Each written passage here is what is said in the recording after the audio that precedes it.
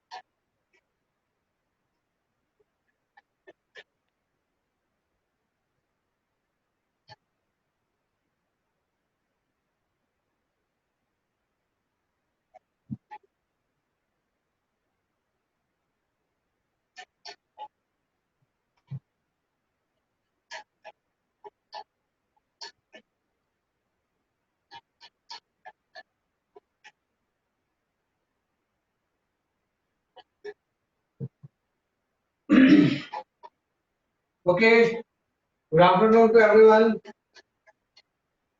Good afternoon, sir. Good afternoon. Good afternoon. ठीक है मेरे ख्याल से लास्ट क्लास में हमने कुछ करंट स्टार्ट कर दिया था, तो उसमें microscopic view of the electric current पढ़ रहे थे, है ना। लास्ट क्लास में जो हमने लेक्चर अटेंड किया था, we have studied the microscopic view of electric current, है ना। उसमें हमने माइक्रोस्कोपिक नहीं पढ़ा था, बल्कि we have studied only the microscopic view of the electric current, right. तो अब हम आ जाते हैं मेन जो आज चैप्टर पढ़ना है। मैंने ग्रुप में मैसेज छोड़ा था कि ये क्लास बहुत बड़ी क्रूशियल है आज जो हम करने जा रहे हैं, तो इसी के ऊपर पूरा current and electricity chapter depend करता है, इसलिए मैं थोड़ा सा लेट भी स्टार्ट कर रहा हूँ, ताकि अगर कोई ज्वाइन नहीं किया तो अभी ज्वाइन कर सकते, ठीक है। एक चीज ध्यान रखना कि कुछ मुझ पर सेशंस आए हुए हैं रिगार्डिंग डाउट्स। जैसे आज तो डाउट्स किसी ने पूछे ही नहीं, है ना। क्या पता आपके डाउट्स नहीं थे, आपने कुछ सॉल्व ही नहीं किया या कंप्लीट हो गए, है ना। तो डाउट्स क्लास में आपको भेजना है, उस दिन जिस दिन भी डाउट्स क्लास हो ना, तो मॉर्निंग से कुछ ना कुछ भेजो, है ना। तो पता चलेगा ना कितने पढ़ाई चल रही है, कैसे चल रही है। और दूसरी, जब भी ये डाउट्स क्लास होती है तो उसमें एक्चुअली जब आप भेजोगे क्वेश्चंस तो मैं तो तुरंत भेज दूंगा, तो हमारे पास थोड़ा सा टाइम बच जाएगा।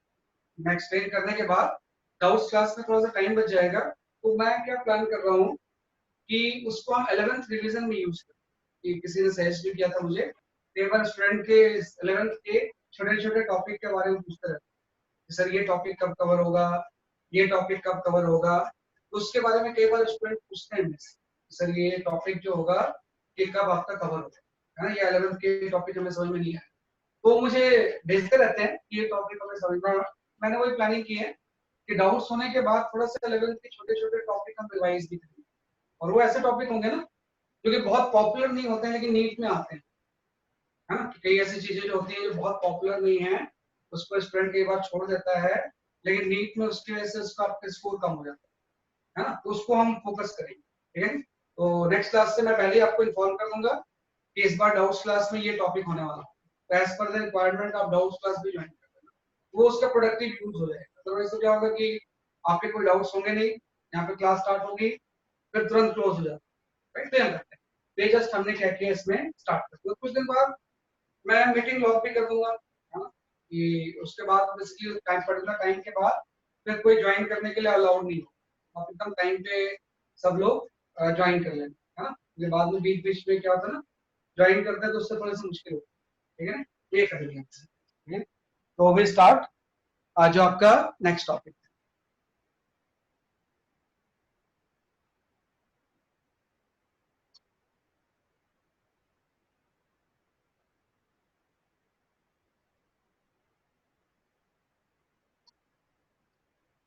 सर वीडियो फ्रीज हो गई, है ना। तो इसके बाद नेक्स्ट टॉपिक हम क्या करते हैं, बेसिकली आपका स्टार्ट।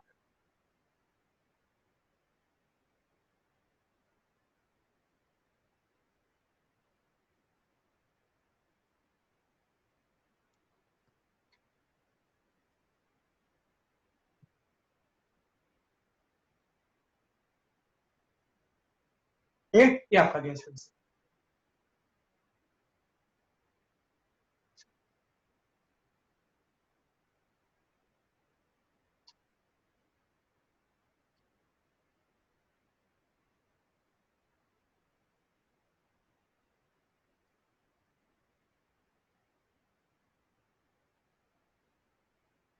ठीक है। तो यहाँ पे हम स्टार्ट कर रहे थे करंट इलेक्ट्रिसिटी चैप्टर, तो आज मैंने जो चीज आपको पढ़नी है इसमें, you will have to study the electric circuit. एक नया टॉपिक हम यहाँ पे स्टार्ट कर रहे हैं, इलेक्ट्रिक सर्किट, है ना। तो लास्ट क्लास में जो हमने करंट का के कंसेप्ट्स पढ़े थे कि करंट का माइक्रोस्कोपिक व्यू क्या होगा और रेजिस्टेंस कैसे निकालते हैं वो आपने पढ़ा था। तो हम यहाँ पे जो नेक्स्ट टॉपिक पढ़ते हैं, we study the electric circuit. ये क्या होता है ना, electric circuit is a closed path for electric current to.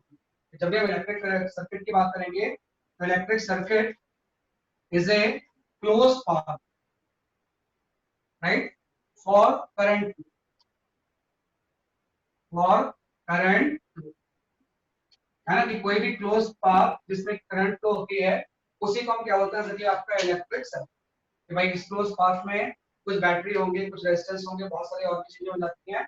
तो किसी भी करंट फ्लो होने के लिए हमेशा क्या जरूरी है कि आपका कोई क्लोज पाथ जरूरी है, राइट। तो जैसे इलेक्ट्रिक सर्किट का अगर एग्जांपल देखो मैं, तो इस इलेक्ट्रिक सर्किट में कुछ बैटरी हो सकती है, this is the symbol for battery. या आपका रेजिस्टेंस हो गया, कुछ और रेजिस्टेंस होंगे, और यहाँ पे आपका कोई स्विच होगा, इस है ना। स्विच के लिए हम डिफरेंट डिफरेंट सिंबल यूज करते हैं।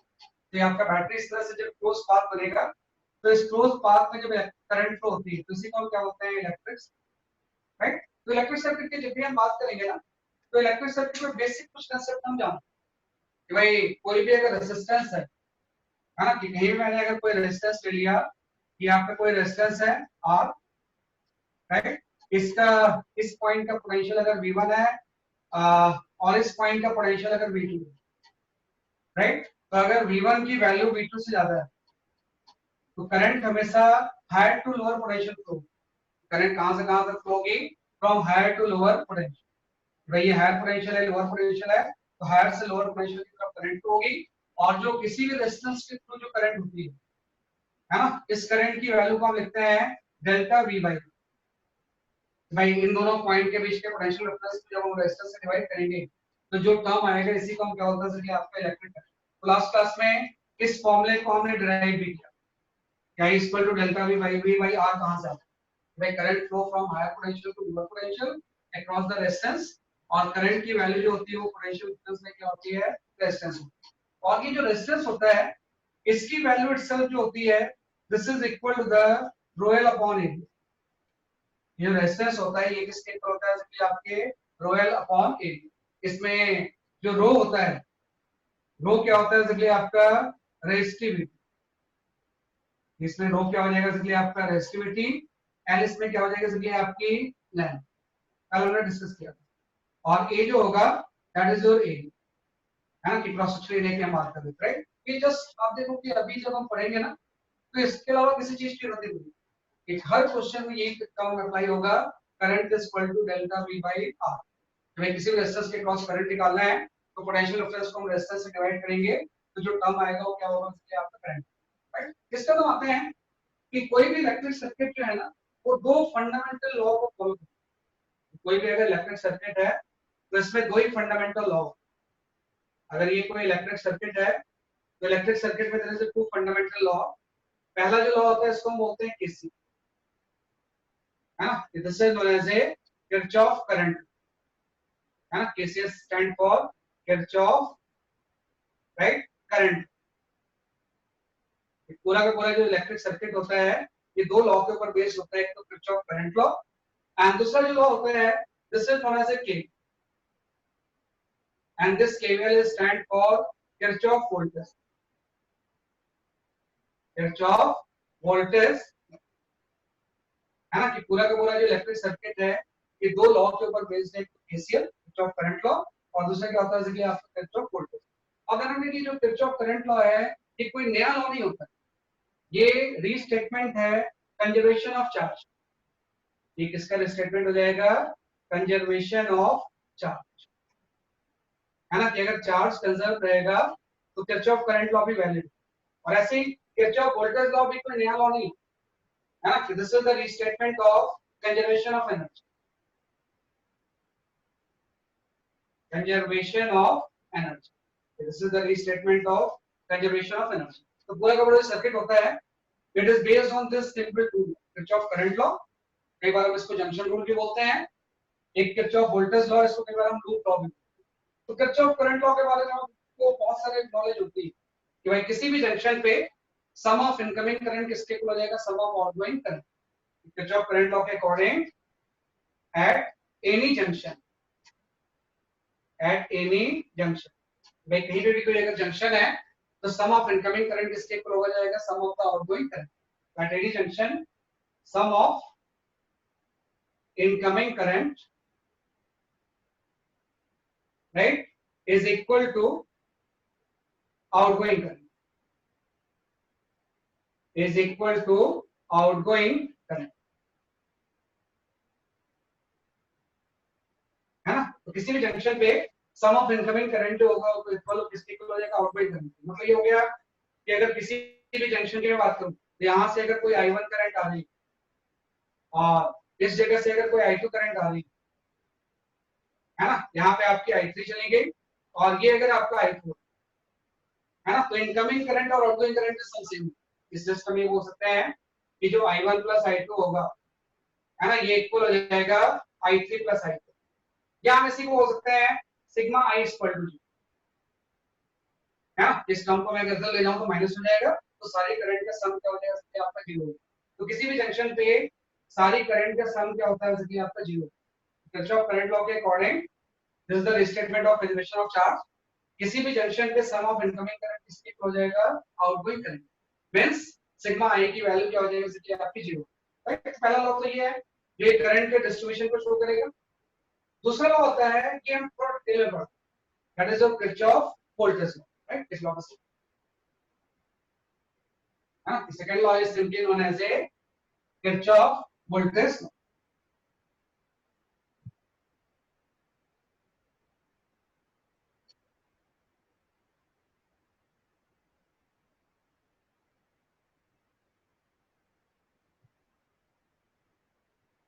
हाँ, जो सेकंड लॉ है this is simply known as a Kirchhoff voltage, है ना, या KVL.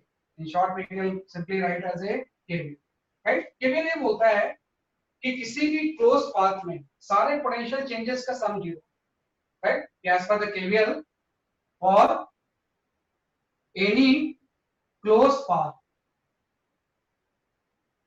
path in circuit,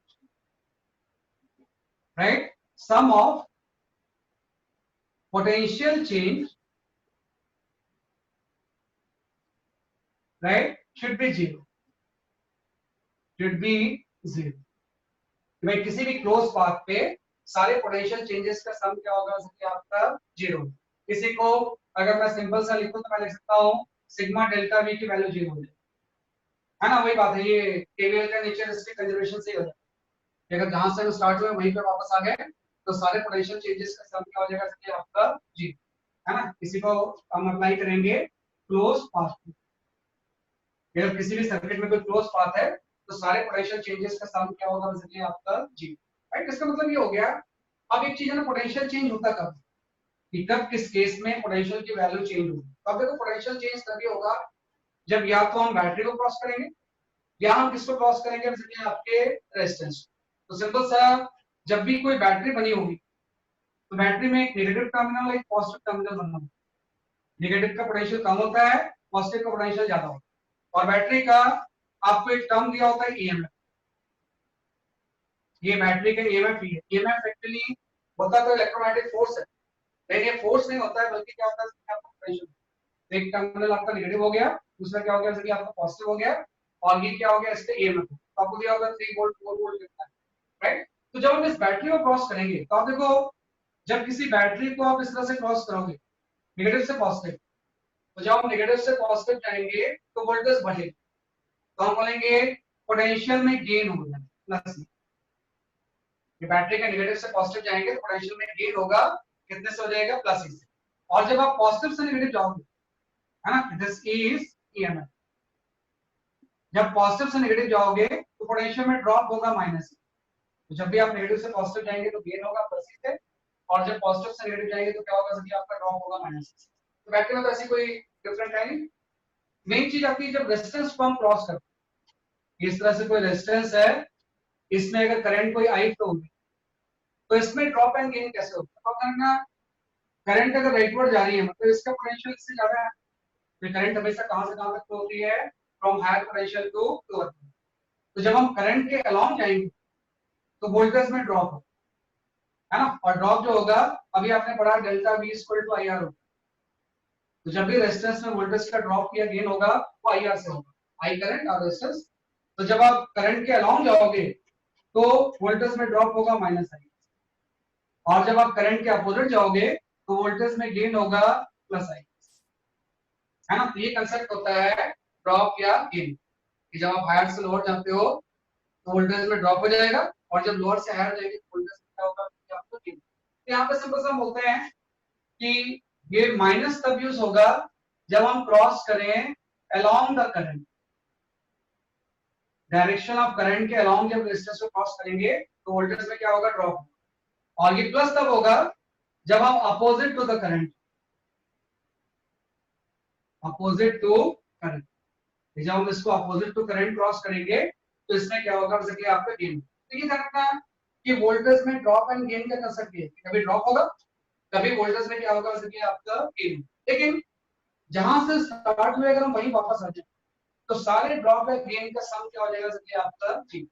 as for example इसको हम ऐसे समझ सकते हैं कि यहाँ पे अगर मैं कोई सर्किट सिंपल सा ले लूं, है ना, कि भाई यहाँ पे अगर हम सिंपल सा कोई सर्किट ले लें ऐसा कि इस जगह पे एक बहुत सिंपल सर्किट ले लेते हैं, ये कोई बैटरी है, इस बैटरी का ईएमएफ ई नेगेटिव पॉजिटिव, इसका कुछ इंटरनल रेजिस्टेंस, बैटरी का अपना भी रेजिस्टेंस होता है इसको, और इससे आपने कोई एक्सटर्नल रेजिस्टेंस लगा दिया, इसी को कई बार हम लोड रेजिस्टेंस भी बोलते हैं, है ना। तो इसमें आपको क्लोज पाथ आ गया तो करंट फ्लो लगेगी, आई करंट, है ना। अब उसमें मुझे अप्लाई करना है किरचॉफ वोल्टेज, इसमें मुझे क्या अप्लाई करना है, जैसे कि आपका किरचॉफ वोल्टेज। मैं क्या करूंगा, कहीं से भी स्टार्ट करूंगा, कि मैंने यहां से स्टार्ट कर लिया, और जहां से हम स्टार्ट करते हैं वहां का वोल्टेज आप जीरो ले, है ना। यहां से हम स्टार्ट करते हैं जीरो वोल्टेज लेके, तो आपको पता है यहाँ पे आई करंट फ्लो हो रही है। तो जैसे मैं इसमें क्लॉकवाइज या एंटी क्लॉकवाइज मूव करूंगा, तो यहां से स्टार्ट करके मैं ऊपर गया, जैसे मैंने स्मॉलर को क्रॉस किया तो आपको पता है करंट के अलोंग क्रॉस कर रहे हैं, तो पोटेंशियल पहले जीरो था, करंट के अलोंग जा रहे हैं तो ड्रॉप हो जाएगा, माइनस आई इंटू कितना हो जाएगा, स्मॉल, है ना। भाई करंट के अलोंग हमेशा क्या होता है, ड्रॉप। बैटरी को क्रॉस करेंगे नेगेटिव से पॉजिटिव, यहाँ पे क्या हो जाएगा, देखिए आपका गेन ई, भाई करंट के अलोंग ड्रॉप हो गया, नेगेटिव से जब हम पॉजिटिव जाएंगे तो ये क्या हो जाएगा, देखिए आपका गेन। और ऐसे ही इस तरह से क्लोज जाके फिर से जब हम इस रेजिस्टेंस को क्रॉस करेंगे तो करंट के अलोंग ही क्रॉस कर, यहाँ भी करंट के अलोंग था, बैटरी में तो नेगेटिव पॉजिटिव बनी होता है, यहाँ भी करंट के अलोंग, तो करंट के अलोंग गेन ड्रॉप हो गया माइनस आई इंटू।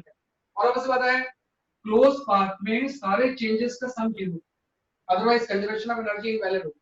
ये भी हम डिस्कस करेंगे कि कंजर्वेशन ऑफ एनर्जी से कैसे रिलेटेड। तो जीरो से स्टार्ट होके वापस जीरो पे आ जाएंगे ना, तो ये चेंजेस तो जीरो होना है, तो जीरो से स्टार्ट होके इक्वल टू भी क्या आ गया, जीरो। तो ये जो आपकी इक्वेशन आई, हाँ बोलो बेटा। So could you please explain it again? हाँ, मैं बताता हूँ आपको कि जैसे इस पॉइंट का पोटेंशियल जीरो है, अगर आप ऊपर जाएंगे तो इस रेजिस्टेंस को क्रॉस जब कर रहे हैं तो करंट के अलोंग क्रॉस कर रहे हैं तो वोल्टेज में ड्रॉप होगा, तो जीरो से माइनस आई, बैटरी के नेगेटिव से पॉजिटिव जाएंगे तो प्लस ही। अगेन जब इस रेजिस्टेंस को भी हम क्रॉस कर रहे हैं तो करंट के अलोंग क्रॉस कर रहे हैं, ये भी माइनस आई आर हो गया, और अब से बात है वहीं वापस आ गए, तो जीरो से स्टार्ट होके वापस जीरो पे आ गए, मतलब पोटेंशियल में चेंजेस का सम चेंजेस जीरो होना चाहिए, मतलब जीरो से स्टार्ट करके वापस इक्वल टू भी क्या हो जाएगा, आपका जीरो। अगर आप यहाँ पे v लेके स्टार्ट करते हैं तो वापस आके फिर से यहाँ पे v हो, क्योंकि किरचॉफ वोल्टेज लॉ यही तो बोलता है कि किसी भी क्लोज पाथ में सारे पोटेंशियल चेंजेस का सम क्या होगा, जैसे कि आपका जीरो। सारे पोटेंशियल चेंजेस का सम क्या हो जाएगा, जैसे कि आपका जीरो। तो अगर आप जीरो से स्टार्ट करोगे तो वापस फिर से जीरो पे पहुंचे, तो जीरो से स्टार्ट होकर जीरो पे आ गए, आपकी इक्वेशन, इसी इक्वेशन को हम बोलते हैं voltage equation, this is known as a voltage equation. तो ये आपको वोल्टेज इक्वेशन लिखनी आनी चाहिए। न्यूमेरिकल सॉल्व करने में सबसे इंपॉर्टेंट चीज ये है, you must learn how to write the voltage equation. Zero से स्टार्ट होकर वापस zero, this is known as a voltage equation. और जैसे ही वोल्टेज इक्वेशन आ गई इसकी करंट आ जाएगी, तो मैं यहाँ से अगर करंट लिखना चाहूँ तो थोड़ा सा इधर उधर रिशफल करेंगे तो करंट इज इक्वल टू हो जाएगा E by R plus S. तो आप जानते हो कि भाई E वोल्टेज है और टोटल ये दोनों सीरीज में ही तो होंगे, तो इनके इक्विवेलेंट रेजिस्टेंस कितना हो जाएगा R प्लस एस। तो ये आपको लिखना आना चाहिए कि भाई किसी भी सर्किट के क्लोज पाथ में how to write the voltage, है ना, कि जीरो से स्टार्ट होकर वापस इक्वल टू, कहीं ड्रॉप होगा कहीं पे गेन, लेकिन सारे का सम क्या हो जाएगा सर आपका जीरो। यहाँ से करंट आ गए, तो इसी चीज को थोड़ा सा मैं सिंप्लीफाई करके लिख देता हूँ कि कहीं पे अगर ऐसा कोई सर्किट है सिंगल लूप सर्किट, जैसे ये सर्किट है सिंगल लूप, इसका बहुत ज्यादा लूप नहीं, एक ही पाथ है, कई बार क्या होता है बहुत सारे पाथ होते हैं, तो सिंगल लूप सर्किट में जो करंट होती है ये आपकी होती है net EMF upon equivalent resistance. Equivalent resistance बहुत ज्यादा आपको दिमाग में लगाने की जरूरत नहीं, अगर सिंगल लूप का सर्किट है ना तो करंट इज इक्वल टू हो जाएगा इक्विवेलेंट ईएमएफ लिख लो, नेट ईएमएफ की बजाय हम लिख लेंगे यहाँ पे इक्विवेलेंट ईएमएफ, है ना, equivalent EMF by equivalent resistance. तो इसमें तो एक ही बैठ रही है, तो करंट की वैल्यू जो होगी ईएमएफ आ जाएगी, और चूंकि रेजिस्टेंस दो और दोनों सीरीज में, तो इक्विवेलेंट रेजिस्टेंस कितना हो जाएगा R प्लस R, राइट। तो आपको ये देखने की उतनी जरूरत नहीं सिंगल लूप सर्किट, है ना, सिंगल लूप सर्किट में तो सिंपल सा इसी से हम करंट निकालते हैं equivalent EMF by equivalent resistance. लेकिन जब मल्टी लूप सर्किट होंगे तो ये इक्वेशन आपको लिखना है, इसी इक्वेशन को हम क्या बोलते हैं वोल्टेज इक्वेशन, राइट, तो लिखना पड़ेगा, तो ये कांसेप्ट इसमें आ जाए। सर अब बोलो बेटा। सर ईएमएफ के बैटरी के अक्रॉस या सेल के अक्रॉस पोटेंशियल चेंज कैसे लेंगे सर? सेल के क्रॉस पोटेंशियल चेंज हम कैसे लेंगे मैं बताऊं? यस ये पॉजिटिव नेगेटिव वाला एक बार और हाँ, समझा दीजिए। बैटरी का जो छोटा टर्मिनल होता है वो नेगेटिव होता है, यस और जो बड़ा टर्मिनल होता है वो क्या होता है पॉजिटिव होता है, यस एक नेगेटिव है दूसरा पॉजिटिव। तो जब बैटरी के हम नेगेटिव से पॉजिटिव जाएंगे मतलब लोअर पोटेंशियल से हायर पोटेंशियल की तरफ जा रहे हैं प्लस हो जाएगा, वैसे जाएंगे तो लोअर पोटेंशियल से हायर पोटेंशियल की तरफ जा रहे हैं मतलब पोटेंशियल बढ़ रही है तो प्लस ही होगा, और जब हायर से लोअर जाएंगे, है ना, पॉजिटिव से नेगेटिव की तरफ ड्रॉप हो जाएगा माइनस। तो इसमें करंट से कोई मतलब नहीं होता, करंट कैसे, इसमें तो नेगेटिव पॉजिटिव बने ही, एक नेगेटिव है दूसरा पॉजिटिव, तो जब नेगेटिव से पॉजिटिव जाएंगे तो प्लस ही, और जब पॉजिटिव से नेगेटिव जाएंगे तो क्या हो जाएगा माइनस। हाँ, जब रेजिस्टेंस को क्रॉस करेंगे तो ये कांसेप्ट क्या है, करंट के अलोंग ड्रॉप, करंट के अपोजिट गेन, हाँ, करंट के अलोंग वोल्टेज में क्या होगा ड्रॉप होगा तो माइनस आ जाएगा, और करंट राइटवर्ड जा रही है और आप ऐसे जा रहे हो उल्टी डायरेक्शन में, तो यहाँ पे क्या हो जाएगा कि आपका गेन, राइट। तो इसमें करंट की डायरेक्शन डिसाइड, करंट की डायरेक्शन से इसको कोई रिलेशन, इसमें तो नेगेटिव पॉजिटिव बनेगा, नेगेटिव से पॉजिटिव प्लस, प्लस से माइनस क्या हो जाएगा माइनस। इसलिए आपने देखा होगा कि इसमें मैंने जब अप्लाई किया तो जीरो लिया, करंट के अलोंग जा रहे थे तो ड्रॉप हो गया, नेगेटिव से पॉजिटिव जा रहे थे तो प्लस ही हो गया, अगेन करंट के अलोंग हम जा रहे हैं तो अगेन क्या हो गया ड्रॉप इक्वल टू जीरो। तो ये हम लॉ इसमें क्या करते हैं,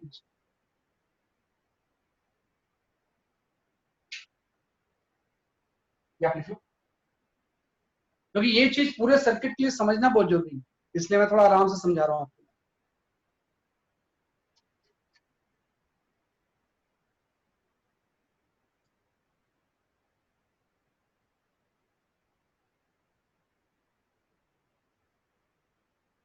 क्योंकि लास्ट क्लास जो थी वो एक एक्स्ट्रा क्लास टाइप थी, कई टीचर्स उसको नहीं भी पढ़ाते, मैं एक्चुअली पूरी चीजें पढ़ाता हूँ उसके मैं पढ़ा देता हूँ, है ना, अदरवाइज कई टीचर्स जो होते हैं इसी से start, they don't teach the microscopic view of electron, वो एक डिफरेंट चीज, लेकिन ये तो फिर पूरे चैप्टर से ऊपर, ये आपको अच्छे से आना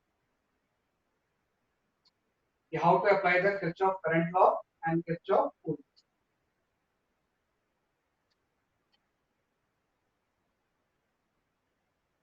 या इसके बाद देखो मेन जो क्वेश्चंस आते हैं इलेक्ट्रिक सर्किट में वो करंट डिस्ट्रीब्यूशन निकालने का, भाई करंट में इलेक्ट्रिसिटी में मेन जो क्वेश्चंस आएंगे उसमें आपसे पूछा जाता है कि करंट का डिस्ट्रीब्यूशन कैसा हो, या आपसे पूछा जाता है what is the status of current distribution, current का जो डिस्ट्रीब्यूशन होगा वो कैसे होगा, हाँ भाई कहाँ कहाँ कैसे कैसे करंट जाएगी। मैं एक सिंपल सा क्वेश्चन लेता हूँ कि यहाँ पे आपकी एक कोई बैटरी है,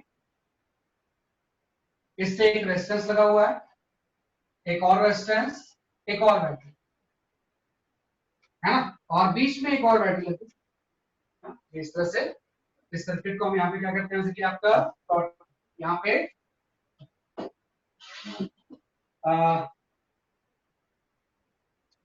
there is a one battery, इससे आपका एक रेजिस्टेंस लगा हुआ है, एक और रेजिस्टेंस, बीच में एक और रेजिस्टेंस है ना, और यहाँ एक और बैटरी। तो ऑब्वियस बात है ये मल्टी लूप सर्किट हो गया ना, इसमें सिंगल लूप नहीं है, सिंगल लूप होता तो करंट स्क्वायर हो गया होता है, लेकिन इसमें तो कई सारे लूप्स। तो मल्टीपल लूप सर्किट में थोड़ा सा आपको स्किल यूज करना। आपको दिया हुआ है ये जो बैटरी है 15 वोल्ट की है, ये इसका ईएमएफ है, ये जो बैटरी है ये 30 वोल्ट की है, ये इसका ईएमएफ है, ये इसका रेजिस्टेंस है 6 ओम है ना, रेजिस्टेंस यूनिट क्या होती है ओम, लेकिन मैं ओम लिखता नहीं, अदरवाइज वो 060 लगता है, तो 6 ओम है, और ये भी 3 ओम है, ये भी 3 ओम। तो ये कोई सर्किट है, और आपको इस सर्किट में ये निकालना होता है कि कहां कहां से कितने कितने करंट फ्लो है। करंट डिस्ट्रीब्यूशन का मतलब ये है कि कहां कहां से कितने कितने करंट फ्लो। अभी आप सॉल्व मत करो, पहले समझो कि हम करंट डिस्ट्रीब्यूशन कैसे निकालें। पर्पस ये है कि आपको करंट का डिस्ट्रीब्यूशन निकालना। तो देखो करंट डिस्ट्रीब्यूशन निकालने के दो मेथड्स होते हैं, एक तो एकदम कन्वेंशनल मेथड जो कि आपको स्कूल में यूज करना है। पहला जो मेथड होता है ना, इसको हम बोलते हैं voltage equation method, voltage equation method है ना, ये एक एनसीईआरटी मेथड। कभी भी स्कूल के एग्जामिनेशन में क्वेश्चन आए तो कोई दूसरा मेथड आप यूज नहीं करना, सिंपल ये मेथड यूज करना है ना, अदरवाइज नीट में आप कोई भी दूसरा मेथड यूज कर सकते हो, उसके शॉर्टकट्स पे। पहले हम आते हैं वोल्टेज इक्वेशन मेथड। भाई वोल्टेज इक्वेशन मेथड्स में हम इसको कैसे सॉल्व करें। वोल्टेज इक्वेशन मेथड का पहला स्टेप ये होता है कि हम डिसाइड करते हैं, एज्यूम करते हैं कि करंट कैसे फ्लो करता है।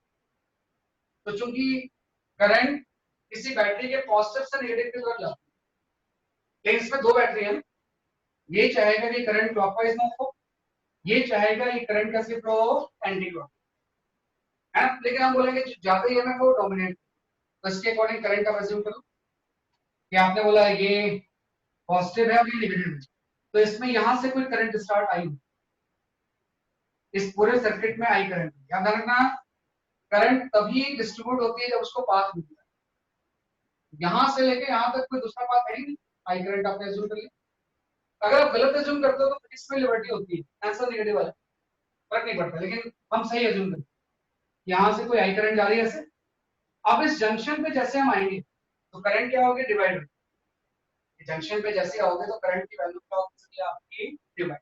आपको पता है कुछ करंट जो होगा वो नीचे चला जाएगा I1 है ना, और यहीं पे आ गया किरचॉफ करंट। तो अगर I का I1 यहाँ चला गया तो रेस्ट ऑफ द करंट यहाँ चली जाएगी, रेस्ट ऑफ द करंट क्या हो जाएगी I माइनस I। ये तो Kirchhoff current law, incoming is equal to the sum of the outgoing.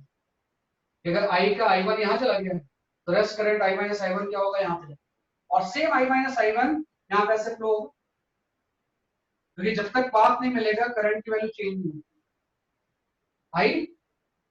I1 I minus I। तो आप देखो ये हमने कुछ एज्यूम कर लिया कि भाई करंट ऐसे डिस्ट्रीब्यूट होना चाहिए, यहां से I गया, यहां से I1 गया, यहां से I माइनस I1। तो आपके पास देयर इज टू अननोन्स, इस पूरे क्वेश्चंस में जो अननोन है वो कितने हैं, बेसिकली आपके टू, एक आपका I1 है, दूसरा I। तो अगर टू अननोन्स है तो आपको टू इक्वेशंस चाहिए। अब इसमें हम ये चीज यूज नहीं कर सकते इक्विवेलेंट ईएमएफ इक्विवेलेंट रेजिस्टेंस, ये तो सिंगल लूप के लिए होता है ना, जिसमें एक ही करंट होती है तो क्लोज पाथ ऑफ फ्लो। इसमें आपको दो इक्वेशन चाहिए, तो हम दो क्लोज पाथ में किरचॉफ वोल्टेज लॉ है, बोलो बेटा। किसी भी दो क्लोज पाथ में हम क्या अप्लाई कर देंगे, किरचॉफ वोल्टेज।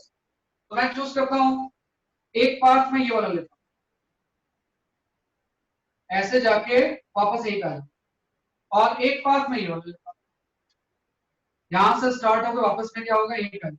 आप देखो मैंने क्या किया है, इसको आप ऐसे ले लो, एक क्लॉकवाइज लिया है दूसरा एंटी क्लॉकवाइज लिया है, कोई फर्क नहीं, आप दोनों क्लॉकवाइज ले लो दोनों एंटी क्लॉकवाइज ले लो, कोई फर्क नहीं।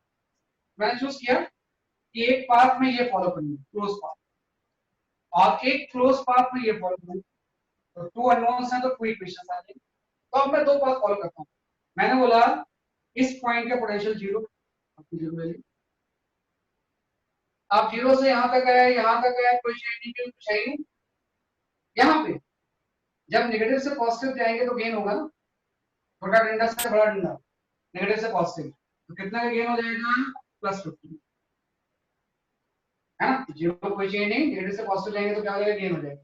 यहाँ पे आप देखो जब आप ऐसे जा रहे हो तो करंट के अपोजिट जा रहे हो ना, जब आप इस पाथ फॉलो कर रहे हो तो करंट तो लेफ्टवर्ड जा रही है और आप अपोजिट जा रहे हो, तो यहाँ पे क्या होगा प्लस, करंट के अपोजिट प्लस होता है, प्लस आई आर, आई की वैल्यू हो जाएगी आई माइनस आई वन इंटू ये रेजिस्टेंस, जीरो से स्टार्ट हुए नेगेटिव से पॉजिटिव प्लस हो गया, करंट के अपोजिट क्या हो गया गेन हो गया आई, और फिर यहां से हम नीचे जाएंगे, तो जैसे हम नीचे जाएंगे तो आपको क्या करंट के अलोंग जा रहे हैं, करंट भी डाउनवर्ड है आप भी नीचे जा रहे हो, तो माइनस माइनस, ठीक है, और जीरो से स्टार्ट होकर वापस कहां पे आ गया जीरो, इक्वल टू जीरो आ गया, तो ये आपकी फर्स्ट इक्वेशन आ गई, हाँ, क्योंकि आपने इस क्लोज पाथ में क्या अप्लाई कर दिया किरचॉफ वोल्टेज, फर्स्ट इक्वेशन आ गई, ऐसे हम इसमें अप्लाई कर देते हैं, तो जीरो नेगेटिव से पॉजिटिव जा रहे हैं प्लस, करंट के अलोंग जा रहे हैं माइनस 3 इंटू आई, करंट के अलोंग जा रहे हैं minus 3 into I, equal to again क्या आ गया जीरो, इक्वेशन नंबर। तो आपने क्या किया कि क्योंकि टू अननोन्स थे तो टू क्लोज लूप में किरचॉफ वोल्टेज लॉ लगा के दो इक्वेशन, अब इन दोनों इक्वेशन को आप सॉल्व करें, सॉल्व करके क्या आपका आंसर आएगा मुझे बताओ, what is the I and what is the I, let's solve this equation. हां सबको सॉल्व करने दो, आई कितना होगा आई वन कितना होगा इसको सॉल्व,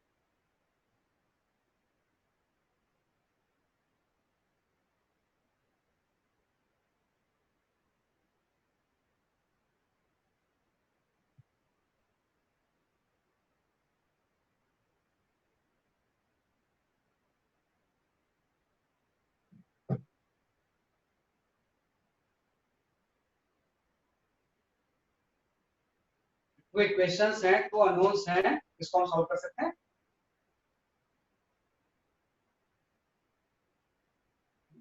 आपका थोड़ा सा इक्वेशन को मॉडिफाई करके हम लिख सकते हैं ऐसे, इक्वेशन को मॉडिफाई करके पहला इक्वेशन दिया जाएगा आपका, फर्स्ट इक्वेशन होगा ये आपका हो जाएगा 9i1,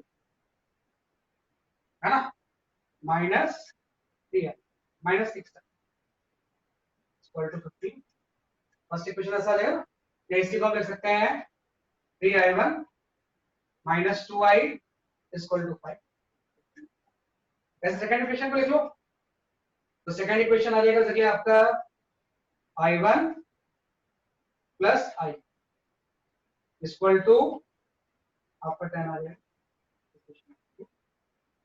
थोड़ा थोड़ा सिंप्लीफाई करेंगे तो ये आपका आ जाएगा, है ना, आप इसको सॉल्व कर लो, what is the value of the i1 and what is the value of the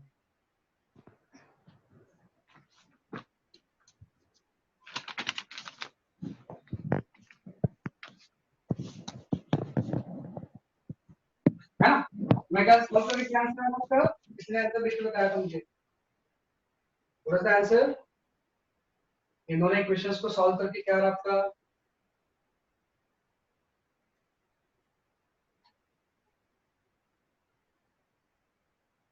यार बताओ,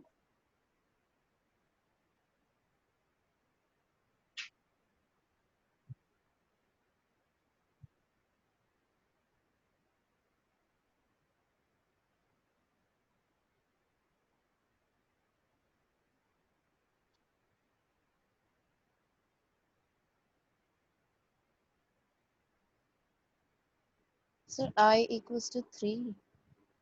इसको तो 3 आ रहा है, 5 5 Yes, five I is goes to I so is 3 equal uh to रहा है. 5 एम्पियर एंड दोनों की वैल्यू I1 5 आ भी रही 5 एम्पियर, 5 एम्पियर है, दोनों 5 एम्पियर Yes, sir. है ना. I भी 5 आएगी और I1 भी क्या आएगा चलिए आपका 5 है ना. सॉल्व करो आपसे y की वैल्यू भी आपको करना है सब क्वेश्चंस में. जब भी ऐसे कोई क्वेश्चंस आए तो कुछ करंट डिस्ट्रीब्यूशन एज्यूम कर लिया, जितने नंबर ऑफ अननोन्स हैं उतने क्लोज लूप में किरचॉफ वोल्टेज लॉ अप्लाई और उसको सॉल्व करके I एंड I1 की वैल्यू आ गई है ना. तो आपको I भी आ गया और I1 भी आ गया, और अगर I और I1 आ गया तो I माइनस I1 की वैल्यू कितनी हो जाएगी 0 है ना. I माइनस I1 की वैल्यू क्या हो जाएगी इसलिए आपकी 0. मतलब इसमें थोड़ा स्पेशल सर्किट है ये, यहाँ पे कोई करंट जो फ्लो होगी वो 5 एम्पियर, यहाँ से 5 एम्पियर करंट जाएगी, नीचे भी 5 एम्पियर चलेगी है ना. लेकिन I माइनस I1 की वैल्यू 0, तो इधर कोई करंट जाएगी नहीं है ना. यहाँ से 5 एम्पियर से इस लूप में मूव करेगी, इस लूप में करंट की वैल्यू क्या होगी इसलिए आपकी 0. ये टेक्निक होती है कि पहले डिस्ट्रीब्यूट किया, इक्वेशंस बनाया, सॉल्व करके आपका आंसर आ. लेकिन आपको पता है इस मेथड से करने में टाइम बहुत लगता है और इतना आपके नीट के पास टाइम नहीं होता है. एनसीईआरटी के पास तो टाइम होता है, एनसीईआरटी को तो ऐसे ही करना पड़ेगा. अगर आपने कोई स्पेशल मेथड लगाया वो आपके आंसर को काट देगा है ना, एकदम प्रॉपर्ली. So,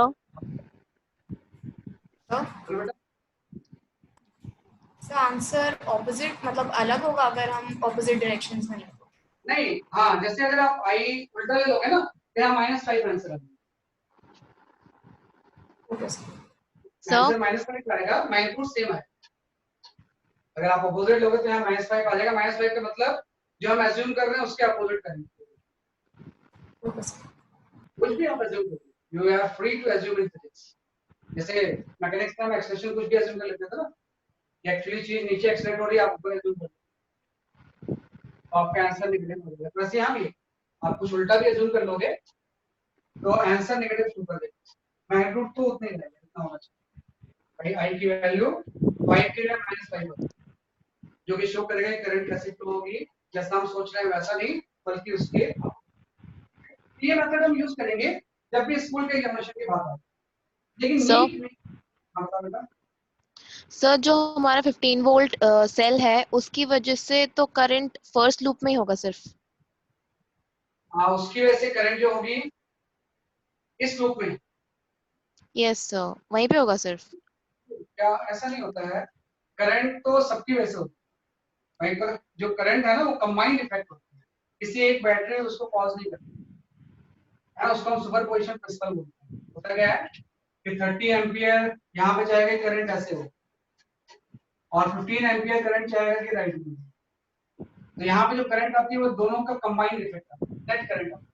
तो नेट करंट इसलिए 0 आ रही है क्योंकि ये 15 वोल्ट जितना राइटवर्ड करंट फ्लो कर रहा है उतने ही 30 वोल्ट जितना फ्लो कर रहा है उससे क्या फर्क है. ओके. किसी भी जो करंट होती है वो पूरे का इफेक्ट अलग अलग हम नहीं सोच सकते, इसकी वजह से यहाँ करंट, इसकी वजह से यहाँ. ये जो करंट है सारा कंबाइंड इफेक्ट की वजह से. यहाँ पे 0 इसलिए हो रहा है क्योंकि ये चाहेगा कि करंट ऐसे फ्लो, ये चाहेगा करंट ऐसे फ्लो. बाई चांस यहाँ पे दोनों इक्वल अपोजिट आ रहे हैं तो सुपर इम्पोज करके नेट करंट की वैल्यू वहां क्या जा रही है 0. यहाँ पे नहीं आ रही, यहाँ पे कुछ करंट बच जा रही है ना. इसलिए यहाँ पे 5 एम्पियर आ रहा है, यहाँ भी कितना आ रहा है चलिए आपका 5. तो उसको हम बोलते हैं सुपरपोजिशन प्रिंसिपल है ना, अप्लाई करते हैं तो नेट इफेक्ट होता है. किसी एक बैटरी की वजह से पूरे सर्किट का क्या होता है कंबाइंड इफेक्ट. क्या इसके बाद आप एक थोड़ा सा ध्यान दो कि इतना टाइम आपके पास नीट में नहीं होता है, तो इस क्वेश्चन को जब हम सॉल्व करते हैं ना तो एक डिफरेंट मेथड यूज करते हैं. हम इस मेथड से इसको सॉल्व नहीं, बल्कि हम यहाँ पे यूज करते हैं नोडल एनालिसिस. जैसे सर्किट के क्वेश्चन को जब आप सॉल्व करोगे तो हम यहाँ पे यूज करते हैं नोडल एनालिसिस. नोडल एनालिसिस ये नोडल मेथड से करते हैं कि हम इसको जो सॉल्व करेंगे